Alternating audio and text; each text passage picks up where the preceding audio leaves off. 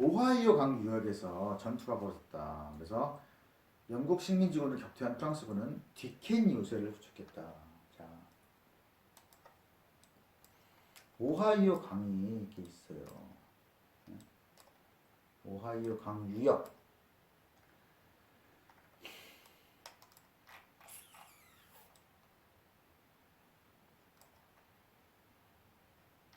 자, 오하이오 강 찾아봅시다.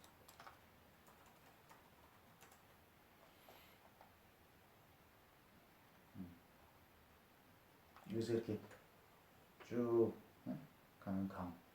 여기서 이제 전투를 벌여가지고 디켄 요새가 뭐냐면 여기 피츠버그예요. 피츠버그. 그래서 처음에는 디켄 요새였는데 나중에 영국이 피츠 수상이 이름을 따가지고 영국이 이겨가서 피츠버그로 바꾼 거예요. 1748년까지 영국은 오스트리아에 보조금을 주면서 동맹을 맺었는데 프리드리히 2세가 마리아 테레지아보다 적은 금액을 요구하고 전략적으로 우수하니까 동맹국을 프로이센으로 바꾼다. 프랑스도 동맹국을 오스트리아로 바꾼다. 이제 프로이센한테 한번 당했기 때문에 로스바흐 전투에서 프로이센군은 프랑스와 오스트리아의 연합국을 물리친다. 프랑스의 외무장관 에티엔 프랑스와 드 슈아젤 이 사람이 스페인과의 협약을 통해서 연합 함대를 구축했는데 영국의 해군력에는 미치지 못한다.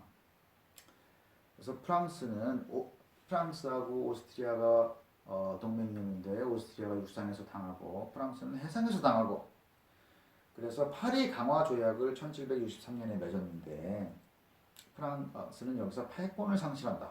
그리고 영국은 세계 제국을 확보하게 된다. 이 7년 전쟁으로 프랑스는 캐나다와 미시시피 강 동부 지역 그리고 인도 세네갈 그라나다 제도를 잃게 된다. 7년 전쟁이 뭐예요? 영국과 프랑스의 전쟁인 거죠.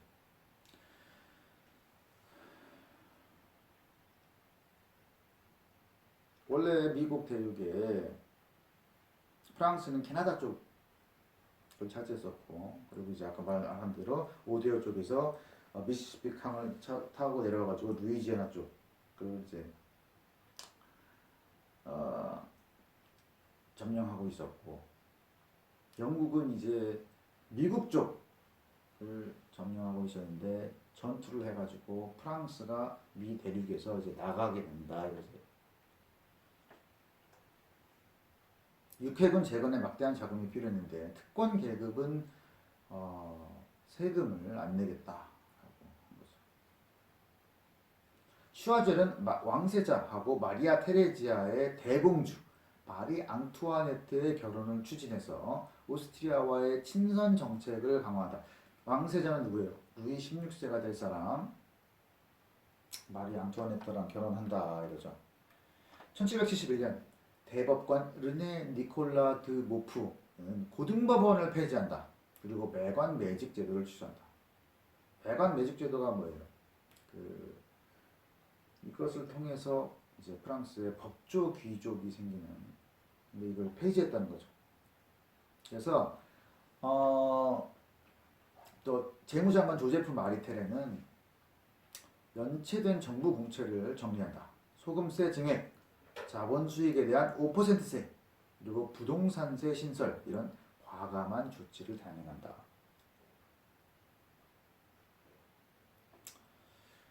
그리고 이제 그 사회상은 어땠느냐? 17세기에 철학자 피에르 벨이 있었는데 그 종교 문제에 관한 회의론을 이제 주장한다. 그래서 벨은 이성과 신앙이 대립하는 별개의 존재다라는 얘기를 한 거죠. 그리고 이제 영국에서는 존 로크가 아이작 뉴턴이 만류인력의 법칙을 정리하듯 자유롭게 인간의 이성에 관한 법칙을 규정한다. 그래서 이성이 중요해진다. 18세기라는 건 뭐예요? 계몽주의 시대죠. 볼테르는 영국에 있는 동안 영국 서간을 저술해가지고 영국을 소개하면서 프랑스의 정치 체계를 암암리에 비판한다. 몽테스키웨도 1688년 혁명으로 아까 그 명예혁명 영국의 체제에서 근대 사회의 모범이 될 만한 선례를 발견한다.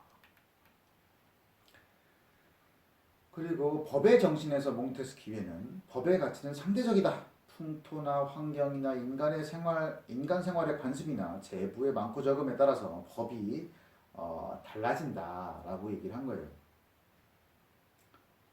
근데 이 얘기는 뭐예요? 프랑스의 어떤 체제 변화 같은 거를 할 때 영국처럼 꼭 따라할 필요가 없고 프랑스는 프랑스 실정에 맞게 해야 된다 이런 얘기를 한 거죠. 백과전서 유명한 거죠. 그래서 디드로가 위임을 받아가지고 몽테스키웨, 볼테르, 달랑베르라는 사람들이 이런 사람들이 만들었다.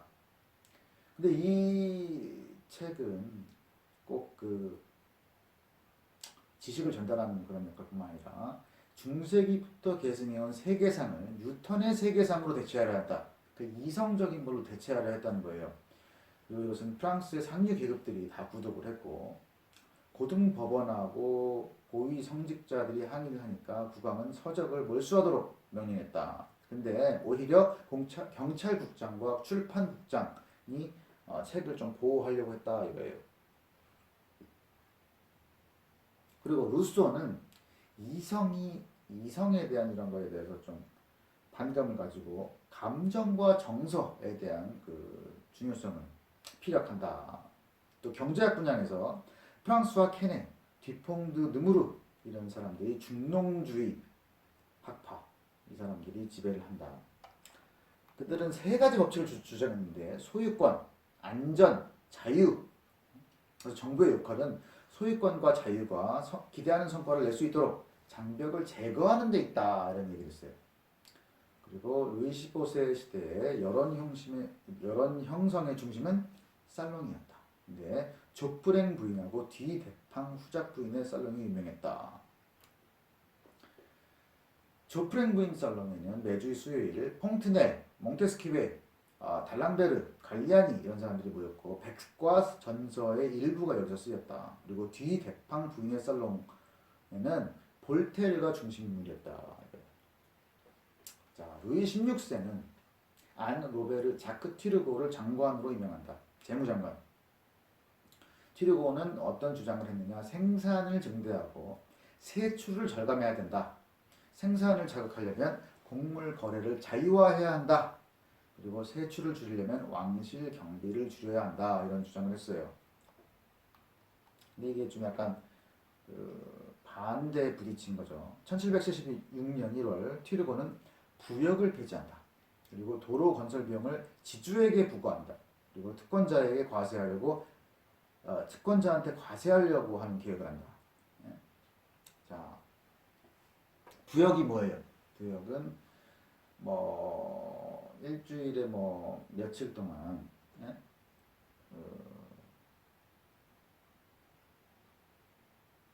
어떤 대가를 받지 않고 부릴 수 있는 그런 이제 의무 중에 하나죠.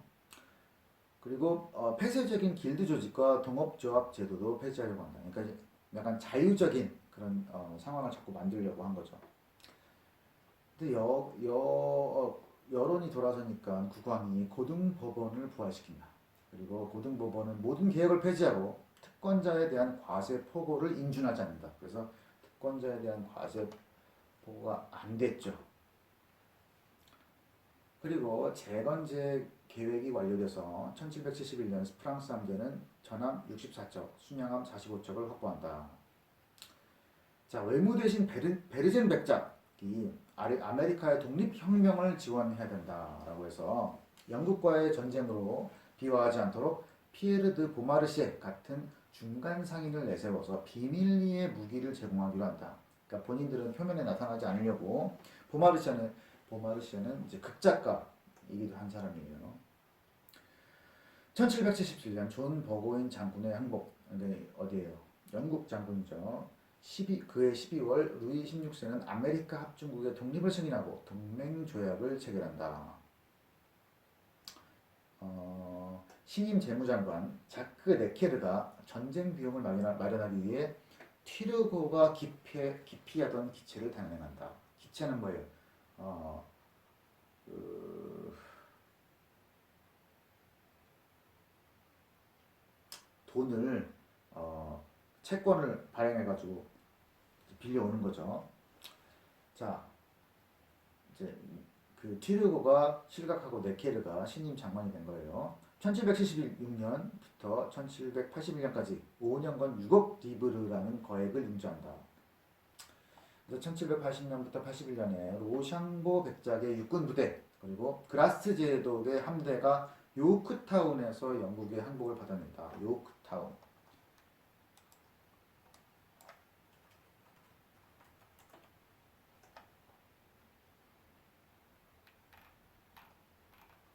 자, 여기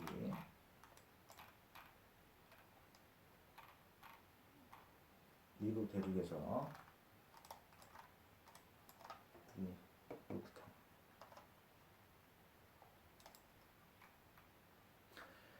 그래서 프랑스는 강대한 위상을 차지했는데 국가 채무가 10억 리브르에 달해가지고 채무가 많이 생긴다.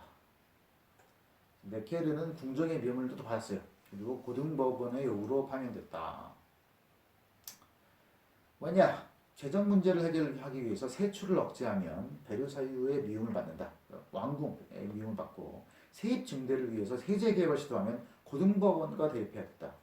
고등법원은 이제 특권 계급한테 세금을 받는 것을 반대했어요. 왕비와 쥐를 백작 부인 폴리냐크는 그들의 신복인 샤를드 칼론을 재무장관으로 임명한다. 칼론은 고등법원의 반대운동을 제압하기 위해서 1787년 2월 유력 명사 140명으로 구성된 회의를 소집한다. 그래서 거기서 지방회의제도 창설, 지세물납제도, 성직자 재산에 대한 과세, 인두세 개선, 곡물거래 자유화, 부역을 대체하는 면역세 이런 것을 제출했는 이런 안건을 제출했는데 이게 다 필요한 거죠. 잘 보면 이제 근대적인 이제 제도들이에요. 근데 1787년 부활절 무렵 특권 계급이 칼론의 파면을 강요했다. 그리고 뚫루주의 주교 로메니 드 브리엔이 수상이 된다. 브리엔은 자유주의적인 정책으로 고등법원과 갈등을 일으켰고 국왕은 임박한 파산을 모면해 볼 생각으로 네케르를 다시 불러들인다. 그래서 이걸 자꾸 보면은 이제 재무장관들이 튀르고에서부터 네케르, 칼론, 브리엔 이런 사람들이 자꾸